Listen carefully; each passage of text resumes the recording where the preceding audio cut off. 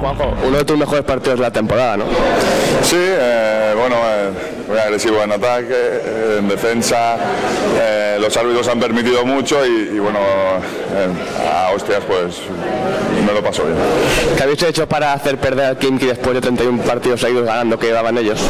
Jugar físico, jugar muy físico, hemos metido, hemos tenido acierto y nada, yo creo que sobre todo una defensa muy fuerte, les hemos dejado en menos de 60 puntos que venían anotando casi 90 por partido y eso es lo que les ha matado, creo yo. ¿Esperabais sacar 16 puntos de ventaja?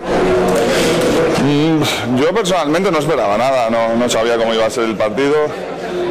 Bueno, esperaba aquí en la Fonteta ganar, no sabía si de tanto, pero esperaba ganar y ir a pelear el partido allí. ¿Cómo afrontáis el partido de vuelta? Queremos ganar el partido y así seguro que estamos dentro. Vamos a ir como si no tuviésemos ninguna ventaja a ganar de lo que se puede y ya está. Vale, muchas gracias.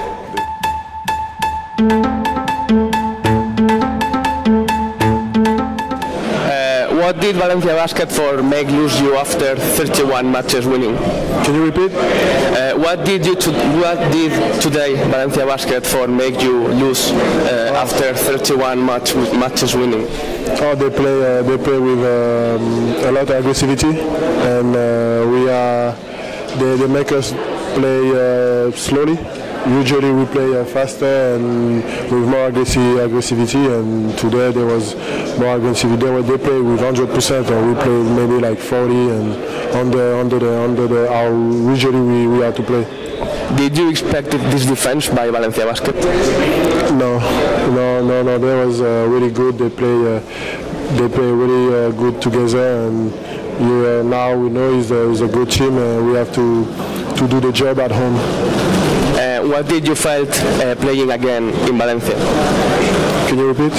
What did you felt playing again in Valencia? I feel good. For me, after last season, I play 1 month here, and I think it's a good team for me to come back here. It will be nice. Okay, thank you.